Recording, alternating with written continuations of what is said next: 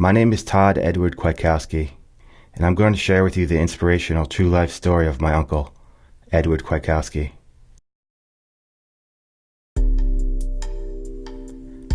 When I was a little kid, I remember being scared of him because he was different.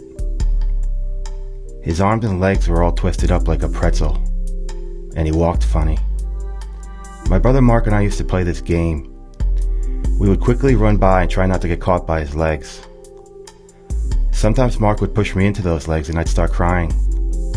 Game over. It wasn't until I got older that I realized my Uncle Eddie had cerebral palsy. In his own way, he was playing the game with us.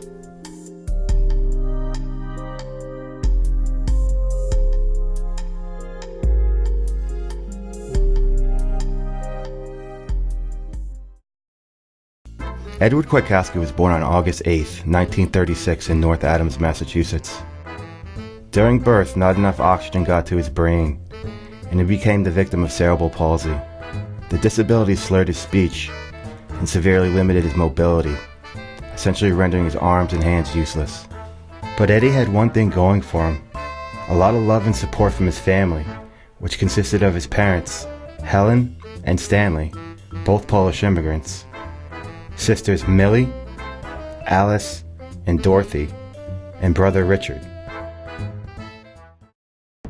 The Kwiatkowski family first lived in a small third-floor apartment in the Polish section of Holyoke, Massachusetts. Eddie's early years were extremely hard. He spent some time at the infamous Belchertown Mental Institution in Massachusetts. He was a bed patient there, unable to walk, talk, or feed himself. His parents, seeing how decrepit the conditions were there, took him home to get better and have professional care. The family moved into a house on Locust Street in Holyoke, Massachusetts. Over the next 3 years, a chiropractor would work on Eddie's back. Eddie started to walk, which was hard because he'd often fall. Also, teachers started coming to the house to homeschool Eddie. With the help of family and friends, Eddie would learn to read, write, use a typewriter, and play chess. But he also had a lot of free time on his hands, and feeling bored one day, started folding paper airplanes with his feet. When he got bored of making paper airplanes, he attempted to pick up a pencil with the first and second toes on his right foot and draw a picture. The picture wasn't very good, but that didn't matter. He kept drawing and dreaming. In 1954, someone suggested that Eddie should take a young adults arts class at the United Cerebral Palsy Association of Springfield, Massachusetts. Eddie went, and there he'd meet his angel. Her name was Margaret Holt, and she was an art teacher who would open doors for Eddie and change his life. Over the years, Miss Holt would teach him, encourage him, and arrange one-man shows of his artwork. Then in 1963, Miss Holt would eventually raise funds to get Eddie a scholarship into the Cleveland Institute of Art. Eddie went to the Cleveland Institute of Art, and for 2 years would intensely study art and become influenced by Van Gogh, Rembrandt, and Cezanne. He also took a liking to the live drawing classes. During an interview with the Reminder News, Eddie's sister Emily made this comment about him. He loved to look in art books. He loved Van Gogh. He liked to do everything. He did pictures of our streets and pictures of our houses. If he saw something he liked, he'd do it. After 2 years at the Institute, Eddie returned home and resumed his studies at the Cerebral Palsy Services in Springfield, Massachusetts. He would also turn the basement of the family home into his own personal art studio. Sketching in charcoals and painting in oils, watercolors, and acrylics, Eddie would turn out amazing artwork over the next 40 years.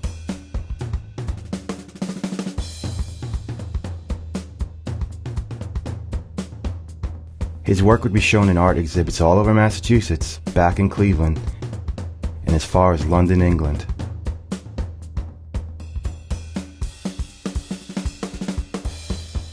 Some of his paintings were even reproduced in the greeting cards, with a portion of the sales profits going to help out other disabled individuals.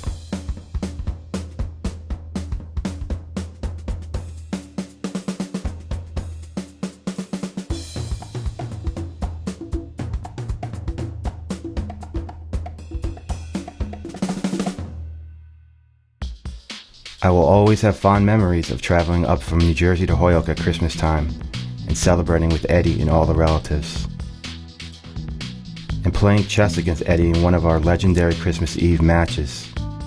Eddie's feet floatily moving the pieces around the board, and me eventually having to hear the dreaded words, checkmate. And our friendly debates on whose football team was better. Eddie was a die-hard New England Patriots fan, and me a New York Jets fan.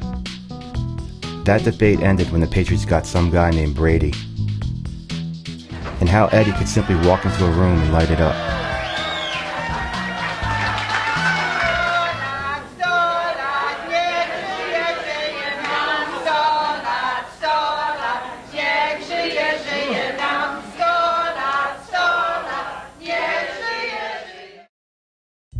Edward Kwiatkowski passed away on January 7th, 2014, at 77 years old, an age much older than people with cerebral palsy usually live to.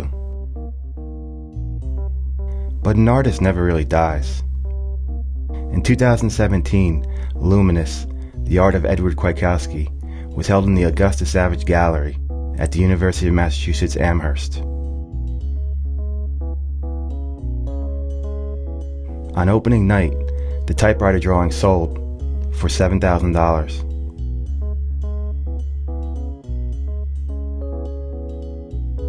Shortly before his death, Eddie told my father that he didn't want to be forgotten. He was truly an amazing artist and a very special man.